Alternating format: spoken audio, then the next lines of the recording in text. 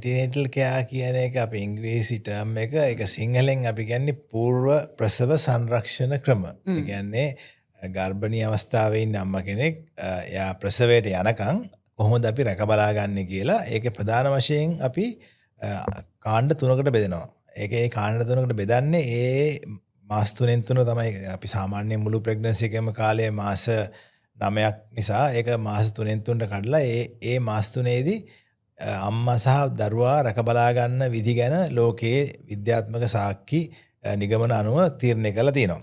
ඉතින් ඒ අලුත්ම තාක්ෂණයේ අලුත්ම සොයා ගැනීම අනුව අපි අප්ඩේට් කරනවා යම් දේවල්. සමහරවිට අවුරුදු දෙකකට කලින් අපි කරපු නැති දේවල් නෙමෙයි දැන් කරන්නේ. මොකද ඒ තාක්ෂණයත් සහ විද්‍යාත්මක දියුණුවත් එක්ක අපි කරන දේවල් වෙනස් වෙනවා. මේ හැමදේම බලාපොරොත්තුව කලින්ට වඩා හොඳ අවුට්කම් එකක් අම්මට සහ බබාට ලබා දෙන්න. ඉතින් ඒක තමයි මේ පූර්ව ප්‍රසව සංරක්ෂණ ක්‍රම කියලා නැත්නම් ඇන්ටිනේටල් කෙයා කියන එක අපි අද හඳුන්වන්නේ.